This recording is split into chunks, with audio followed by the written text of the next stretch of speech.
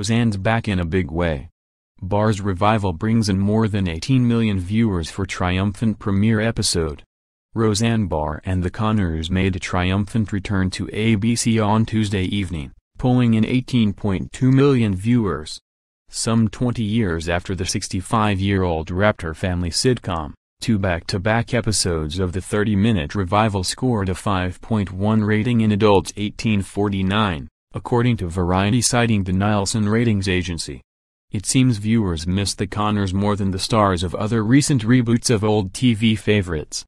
By comparison, NBC's revival of Will and Grace, which kicked off on March 15 after 11 years off-screen, drew 10.2 million viewers. Meanwhile, the launch of Big Bang Theory prequel Young Sheldon pulled in 17.2 million. Roseanne reunites the original cast including John Goodman, Sarah Gilbert, Michael Fishman and Laurie Metcalf among others. The show didn't shy away from joining in on the national discussion and division surrounding President Donald Trump, calling the commander-in-chief he who must not be named. The division was a huge plot point on the show, as it was revealed that the character of Roseanne, played by Roseanne Barr, and her left-leaning sister Jackie, Laurie Metcalf, had kept a stony silence since the 2016 election, with Roseanne proclaiming, "She's dead to me." Other relevant lightning-rod topics referenced in the reboot included fake news, the NFL take knee protests originated by Colin Kaepernick and Roseanne's character, in a pre-dinner blessing, thanking the Lord for making America great again. Darlene, played by Sarah Gilbert, who reportedly was the orchestrator behind the show's return, also has a gender-nonconforming son, Mark, played by Ames McNamara. The character identifies as a boy who likes to wear feminine clothing. Reviews from professional critics were scattered, as some felt the show had succeeded in putting on a fresh coat of paint, while others said the nostalgia played too overbearing. Dominic Patton of Deadline wrote that with the glorious exception of Gilbert as the still acerbic but now coward Darlene, most of the cast seemed to be speed-dialing in their performances.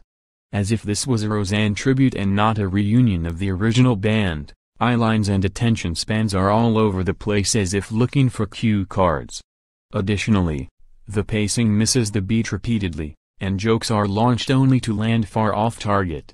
He said that were it not for the fact the scripts are so indomitable, Gilbert so good and John Goodman so beloved, swaths of this Roseanne come off more like a time-filling Saturday Night Live skit.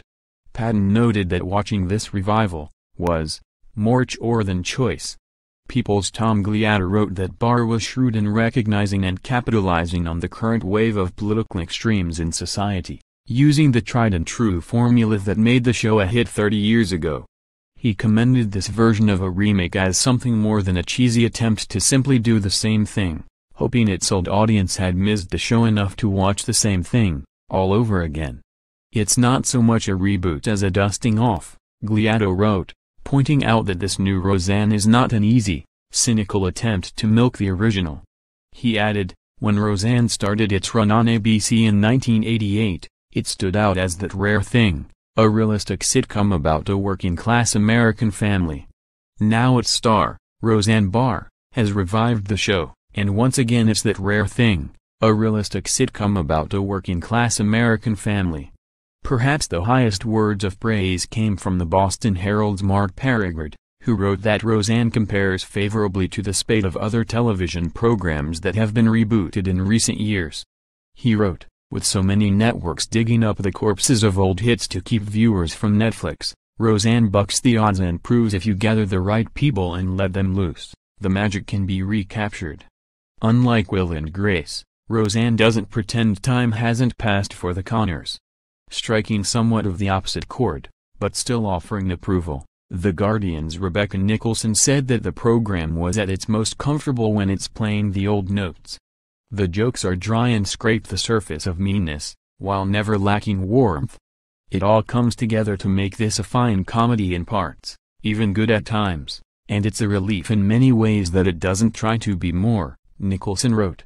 Many Twitter users with conservative leanings took to the site to praise Roseanne for what they felt was a realistic portrayal of working-class Americans. What was depicted in tonight's episode of Roseanne is something folks have heard me on the radio talk about numerous times. The user @CrazyAboutTrump tweeted, "You can't put Trump supporters in a box. We're a reflection of the American landscape. We respect people's choices, we just ask that people respect us too." Others on the left said that the sitcom normalized Trump's aberrant presidency and beliefs he espouses. "For the millionth time, we don't want an inside look at everyday Trump supporters," the user @DamkBish wrote. "It doesn't matter if it's a Roseanne reboot or a mainstream media profile. They let their hatred get the best of them, fell for Trump's con and wrecked our country. There is no other story to tell." Another user, @Mayday99, tweeted that Roseanne being a Trump supporter is a perfect example of a lower middle class, struggling family voting against their interest as they cashed their $1.50 tax refund to buy a candy bar at Walmart. "Just saying." User @Lori E. Crosswells pointed out a decades-old controversy, referring to Roseanne's controversial rendition of the Star-Spangled Banner in 1990 in San Diego, and the media firestorm that arose from it. The same people who called Roseanne vulgar and disrespectful for shooting the bird while singing the national anthem are watching her new show because she's a Trump supporter, Twitter user @Lori E. Crosswell wrote. Some said that the program worked because both sides were well reflected between the characters Francine and Jackie, illustrating the familial divisions that have ensued as a result of Trump's rise to political prominence. Can we all just take a moment and for once praise ABC for airing something that isn't all about the left? Isn't all about the right? Roseanne is for those of us who live in the real world, user @Andy_Kane wrote. Another user, @ShellBell1022, tweeted, "The whole point of this show is that all families have people in them that move in different directions in life. We don't have control over it, but we can still love them. Some aren't getting it." Roseanne the user @PettyBetty wrote, "I thought Roseanne was fascinating. They did an incredible job of family dynamics in regards to politics, healthcare, women's issues, gender identity, biracial family and how, even with differing opinions, you can come together as family because that is what is truly important." Said @Ali Pally, "I don't care where you fall politically. I have friends and family members who have a different viewpoint than mine on every agenda. That's life." The Roseanne reboot depicts exactly that. If you can't see that, maybe you're the problem. For those wanting more, the show will continue to air on Tuesdays at 8 p.m. Eastern, 7 p.m. Central, on ABC. So far, a total of 9 episodes have been ordered, so viewers can tune in at least 7 more times, following this week's 2-episode premiere.